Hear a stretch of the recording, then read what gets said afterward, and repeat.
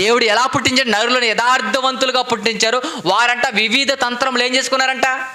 కల్పించుకున్న. అంటే వాళ్ళలో లేని లక్షణాలు ఏం చేసినాయి? వచ్చేసినాయి.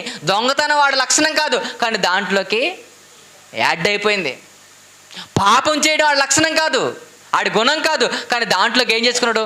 కల్పించుకున్నాడు. చూడండి, ఎగ్జాంపుల్ చెప్తాను మీ అందరికీ. మొబైల్ ఫోన్ ఉంటుంది. ఈ ఫోన్లో ఆడి కంపెనీ వాడు ఇచ్చినప్పుడు చక్కగా ఉంటుంది, అవునా కదా? కొన్ని యాప్స్ ఉంటాయి. మరి మనం ఏం చేస్తాం తెలుసా? కొన్ని యాప్లు ఏం చేస్తాం? హ్యాక్ చేస్తూ ఉంటాం, అవునా? ఆ ఫోన్లో ఉండదు. ఏం చేస్తాం అప్పుడు? అది యాడ్ అవుతున్నప్పుడు, మనం వాడుతున్నప్పుడు, అంటే వాడనకూడనివి ఎక్కించినప్పుడు ఫోన్ ఏమవుతూ ఉంటుంది? హ్యాంగ్ ఎందుకు అవుతుంది? ఓవర్ వర్క్ చేస్తున్నావు. అంటే ఏంటి తెలుసా? దాంట్లో ఎక్కించనకూడని ఏం చేస్తున్నావు తెలుసా? ఎక్కిస్తున్నావు కాబట్టి ఫోన్ ఏమైపోతుంది?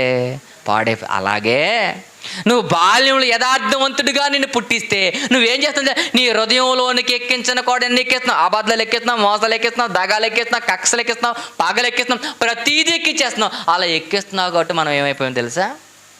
పాడైపోయాం. ఇప్పుడు పాడైపోయిన మనల్ని నీకు మరలా పరలోకం రావాలంటే నువ్వు పుట్టినప్పుడు ఎలాగున్నావో చచ్చినప్పుడు అలా ఉండాలన్నాడు. అంతే. నువ్వు తల్లి గర్భంలో వచ్చినప్పుడు ఎలా ఉన్నావో నువ్వు చనిపోయినప్పుడు కూడా అలాంటి మనసు కలిగి ఉంటేనే కానీ పరలోక రాజ్యాన్ని రాదు అని అడుగుతుంది. అలాంటి మనసును సంపాదించుకోవాలి ప్రేమ. అలాగున్నప్పుడు దేవుడు మనకి ఏమిస్తాడో తెలుసా? అంటే నిత్యమైన పరలోక రాజ్యాన్ని ఇస్తాడు. ఎవరు పడితే వారు వెళ్ళిపోరండి. ఎవరు పడితే ఆడ పరలోక రాజ్యానికి వెళ్ళిపోరు. చాలామంది అంటారు, రే నీకంటే మేము వెళ్ళిపోతాం. ఎవడు వెళ్ళిపోతాడు పరలోక రాజ్యానికి? ఎవరు పడితే ఆడు వెళ్ళిపోయే లోకం కాదు అది. ఎలా పడితే వెళ్ళిపోయే లోకం కాదు. దానికి ఒక సిస్టమ్ ఉంది, దానికి ఒక విధానం ఉంది, దానికి ఒక నియమ నిబంధనలు దేవుడు రాయించాడు. అలాంటి నియమ నిబంధనలోకి మనం వెళ్ళాలి. చాలామంది అంటారు, నేను వెళ్ళిపోతానని. నేను వెళ్ళిపోయేది కాదు అది. ఆయన చెప్తున్నామంటే ఇలా బతికితేనే కానీ ఎక్కడికి వెళ్ళమంట? పరలోక రాజ్యానికి వెళ్ళాం.